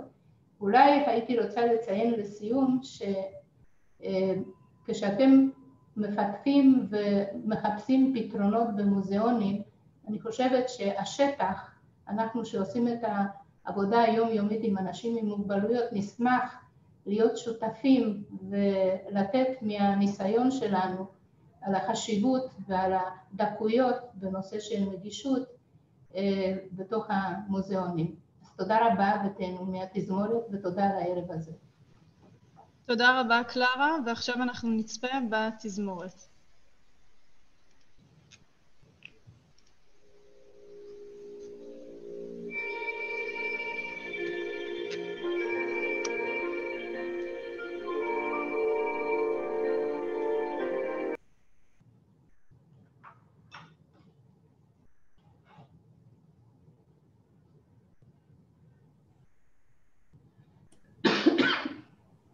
רעות, בבקשה תעשי את זה.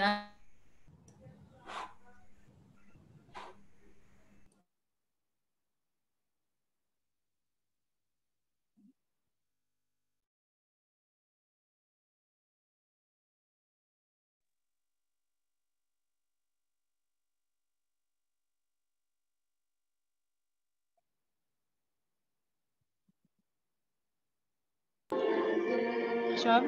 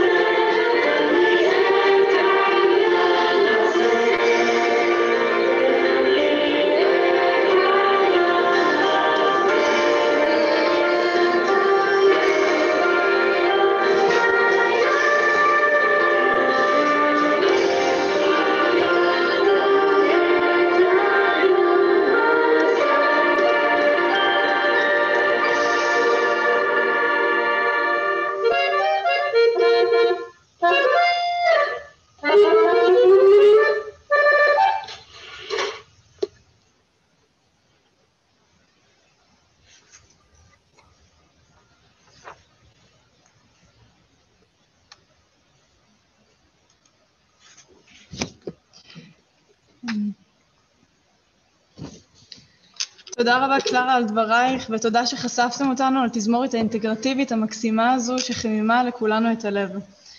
עמותת נגישות ישראל הוקמה בשנת 1999 בכדי לקדם את הנגישות על מנת לאפשר לאנשים עם מוגבלות ובני משפחותיהם להשתלב בחברה, בשוויון, בזכות, בכבוד ובעצמאות מרבית.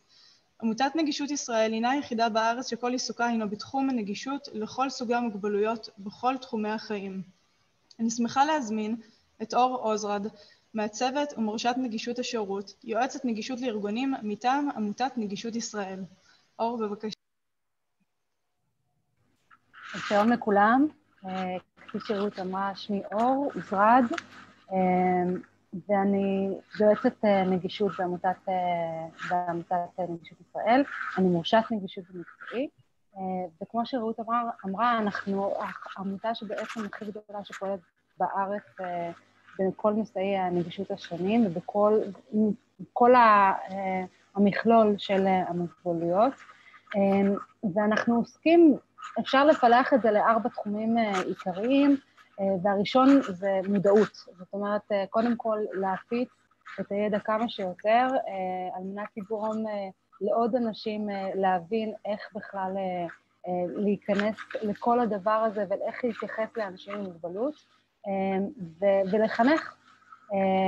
בהמשך לזה אנחנו גם מתעסקים, העמותה מתעסקת הרבה בחקיקה,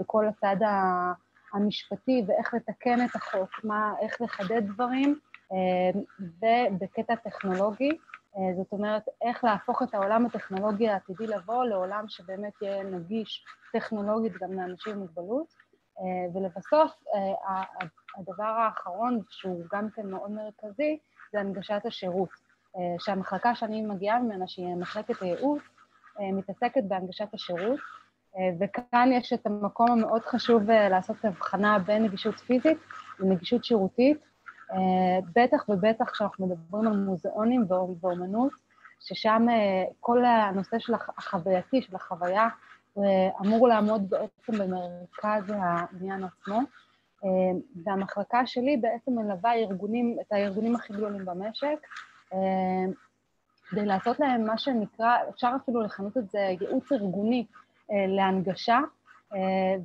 ולעזור להם להבין איך להכניס את כל הסיסטם של הארגון לאיזשהו תהליך שמכוון שירותית לתת מענה יותר טוב לאנשים עם מוגבלויות. אני אחבר אתכם לחוויה אישי שלי בנושא הזה, כי אני חובבת מוזאונים גדולה ומסתובבת הרבה מאוד במוזאונים, והגעתי ממש בקורונה דווקא שזה רלוונטי, בפערים הקטנים שהיה אמרתי, לי יש מוגבלות, יש לי מוגבלות בהליכה קצת, אמרתי ניקח את הילדים למוזאון, הלכנו לאחד מהמוזאונים הגדולים בארץ, לראות אמן שאני מחבבת, והמוזאון זה חלל גדול, באיזשהו שלב כבר התעייפתי, לא היו כיסאות, ונאלצתי לבקש מהשומרים לשבת במקומות שלהם כדי לנוח. כשיצאתי החוצה, אז באתי לאחראי שם, אמרתי לו, למה אין לכם מושבים לנוח? לא נעים לבקש מהשומרים. אז הוא אמר, יש לנו מלא מושבים, אפשר להזכיר אותם מהקבלה, לא להזכיר אותם, אפילו לקבל אותם, כן? מושבים שזה. אמרתי לו, אבל זה לא היה כתוב. כלומר, עכשיו זה לא עוזר לי כשאני יוצאת. כלומר, זה כתוב באינטרנט. אז נגישות ישראל בדיוק באה לסדר את כל העניינים האלה, את כל הגאפים, את כל הפערים של הארגון, כדי לבצע הנגשה שהיא רצופה, גם חווייתית, גם שירותית, גם משפטית אפילו. כמו שנאמר כאן לפניי באופן מאוד מאוד מדויק, הנגשה של מוזאונים הולכת לכיוון הרבה פעמים של הנגשה סנסורית, זאת אומרת שימוש בחוויות סנסוריות, וכאן אנחנו גם נכנסים לתמונה משני אספקטים. אחד, שהרבה פעמים אנחנו יוצרים קשר עם ספק כדי לקבל משהו, ולא תמיד אנחנו יודעים איך לבחון האם מה ששילמנו עליו ונעשה מתוך כוונה טובה, הוא אכן מונגש. נגישות ישראל, עמותת נגישות ישראל נותנת מענה לזה, וגם כל הנושא של ההדרכות החווייתיות. אגב, בזמן הקורונה, עמותת נגישות ישראל העבירה קורס למורי דרך, ובכלל בקשר מאוד מאוד רציף עם משרד התיירות, כדי להבין איך באמת לבנות הדרכות שמכבדות לאנשים מכל הסוגים של המוגבלויות, וחווייתיות, זאת אומרת שהם גם ייהנו. הקשר האישי שלי לדוגמה לזה היה שבעוונותיי הייתי מדריכה במוזאון חיל האוויר בגיל 18, והמציאו לי תפקיד חדש, לכל מדריכה היה שם את התחום שלה, ואני מוניתי להיות מדריכה של הדרכות מיוחדות, זאת אומרת הייתי אחראית לבנות את הדרכות המיוחדות. מה זה אומר הדרכות מיוחדות? קבוצות של אנשים עיוורים, קבוצות של אנשים עם ליקויים קוגניטיביים, ומצאתי את עצמי בגיל 18 חושבת איך להסביר על מטוסים, איך להסביר את ההיסטוריה של זה לאנשים שלא רואים טוב, או כל מגבלה אחרת שלא שומעים טוב, וזה היה מרתק. וכחלק מזה באמת גם עמותת נגישות ישראל פועלת בכל העולם, בפורומים, היא הייתה עכשיו קי ספיקר באורגון של ארגון התיירות העולמי, היא בשיתוף פעולה מלא, זאת אומרת, היא בשיתוף פעולה עם מוזאונים בעולם כמו מומה. מיכל רימון, המנכ"לית שלנו, סיפרה לי איך הם עשו סיור חווייתי במומה, והיא זכתה לגעת בפסל של פיקאסו ולגעת בטביעות, כלומר, אשכרה לחוש את הטביעות אצבע של האומן, אז אני חס וחלילה לא מציעה שנערוץ יצירות אמנות או שניתן לכולם לגוע ביצירות, אבל אני רק, אבל המקום הזה של ההנגשה, במיוחד בעולם האמנות, יכול להיות פתח לעוד המון יצירתיות, להמון עבודות מעניינות של יוצרים עצמם, ובעיניי זה כמו, העיקרון הכי חשוב הרי בהנגשה זה שישרת את כולם.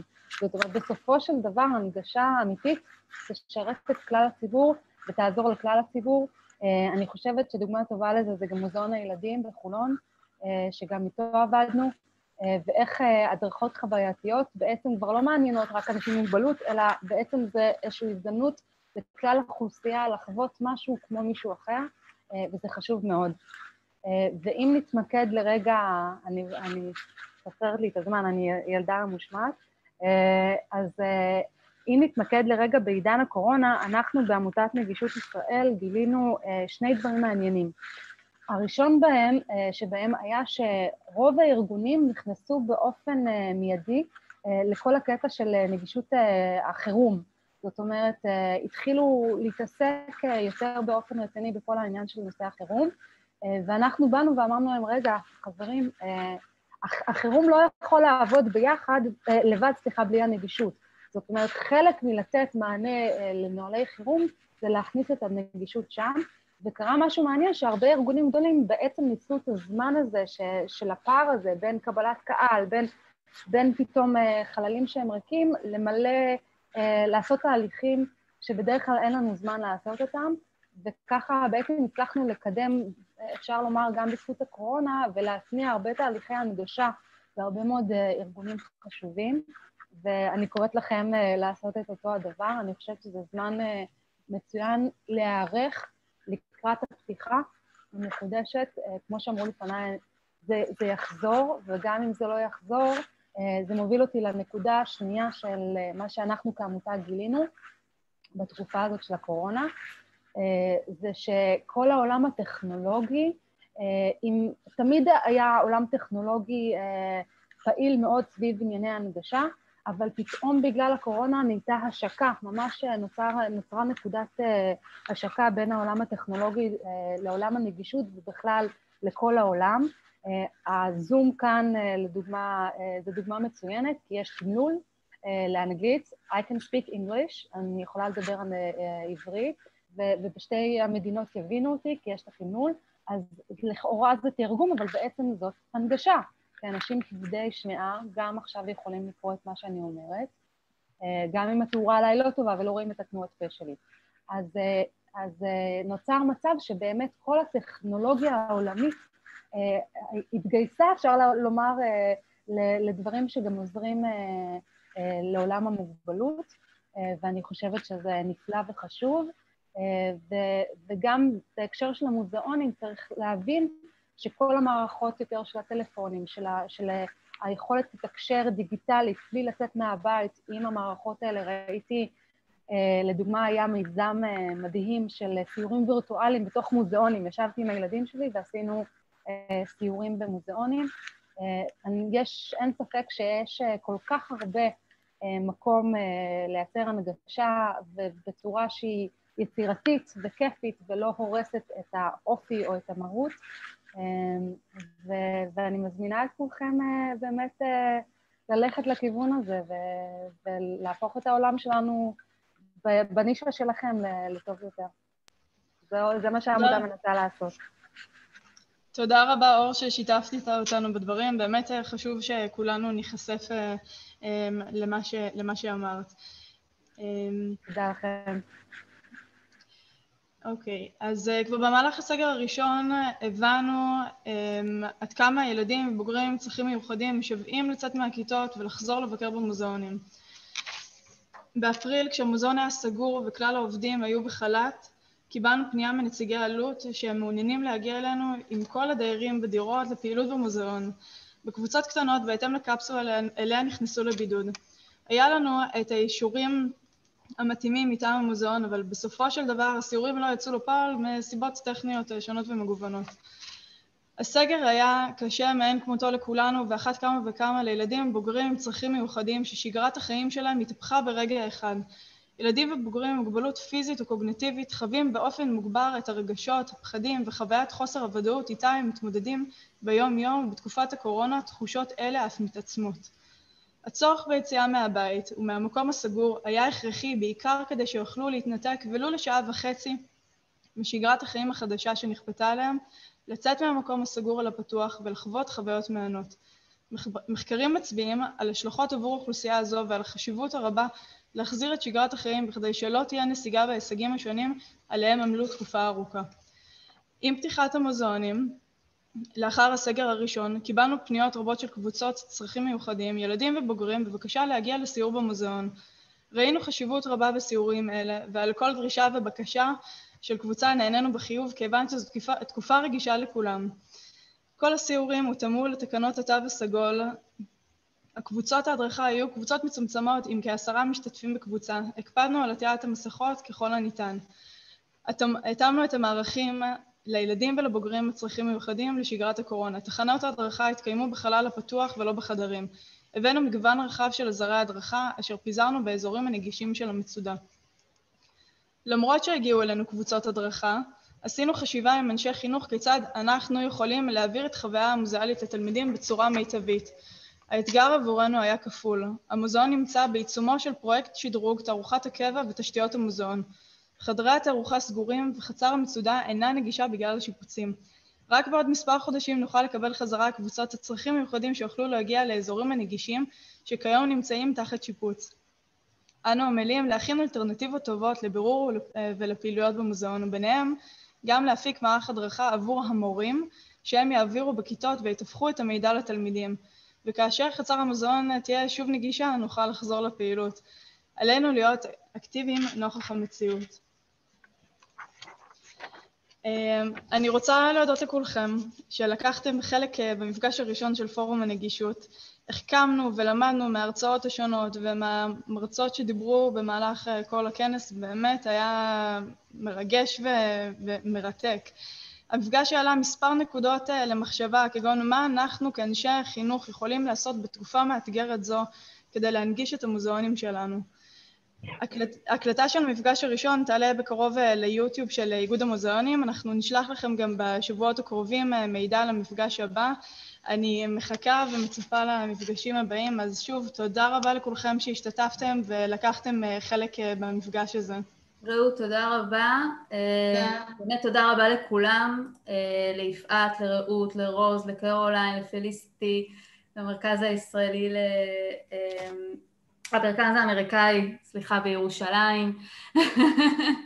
סליחה, היה כנס מאוד מאוד מרתק ומאוד מאוד חשוב. מי שרוצה להצטרף לפורום של הנגישות, המידע מופיע באתר תחת האיבנט של הכנס, וגם מוזמנים לפנות אלינו למייל של האיגוד, ואנחנו כמובן נפנה אתכם ליפעת ולרעות. תודה רבה על ההשקעה הרבה. אנחנו ממש נשמח שתחלק, בכנסת ציינה, זה יופיע באתר, בפייסבוק וביוטיוב של האיגוד, שאפשר להיכנס אליו דרך האתר. תודה רבה גם לשירה המתרגמת, ובאמת לכל השותפים. אנחנו נשתמע בהמשך עם עוד פעילויות של הפורום. להתראות לכולם. תודה רבה. ביי ביי. תודה, ביי.